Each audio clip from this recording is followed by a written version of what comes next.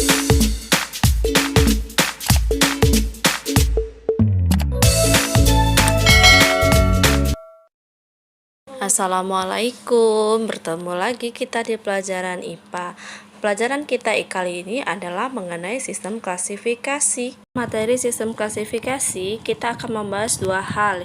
Yang pertama yaitu ciri-ciri makhluk hidup, yang kedua adalah tentang klasifikasi makhluk hidup itu sendiri. Tahukah kamu ciri-ciri makhluk hidup itu? Ciri-ciri makhluk hidup yang pertama adalah bernafas, yang kedua bergerak, ketiga tumbuh dan berkembang, 4 peka terhadap rangsang, 5 reproduksi, 6 makan dan minum, 7 menyesuaikan diri terhadap lingkungan.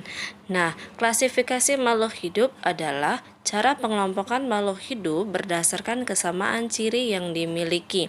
Adapun tujuan dari pengklasifikasian makhluk hidup adalah untuk mempermudah mengenali, membandingkan, dan mempelajari makhluk hidup. Nah, dasar-dasar pengklasifikasian makhluk hidup dapat dibagikan menjadi 3, yaitu 1. Klasifikasi berdasarkan kesamaan ciri yang dimiliki. 2. Klasifikasi berdasarkan ciri-ciri bentuk tubuh luar atau morfologi dan bentuk tubuh bagian dalam atau anatomi. Ketiga, klasifikasi berdasarkan ukuran, tempat hidup, cara hidup, dan manfaatnya. Nah, sistem klasifikasi yang dipakai saat ini adalah sistem klasifikasi Linnaeus, yaitu sistem klasifikasi berdasarkan takson. Takson adalah urutan klasifikasi mulai dari ciri yang paling umum sampai yang paling khusus. Nah, berikut adalah urutan takson pada makhluk hidup. Perhatikan tabel urutan takson pada makhluk hidup.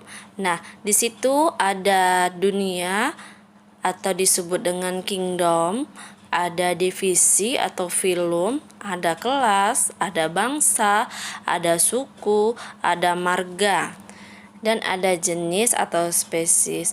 Mulai dari dunia sampai dengan jenis itu mulai dari paling sedikit persamaannya sampai ke bawah paling banyak persamaannya. Nah, kriteria klasifikasi tumbuhan itu bisa dibedakan menjadi 3.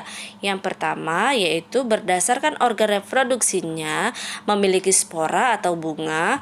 Yang kedua berdasarkan habitatnya atau tempat tinggalnya. Ketiga berdasarkan bentuk dan ukuran daunnya. Nah, kriteria untuk klasifikasi hewan juga bisa dibedakan menjadi 3. Yang pertama itu ada tidaknya saluran pencernaan, yang kedua kerangka tubuh atau skeleton, 3 anggota gerak yang dimilikinya.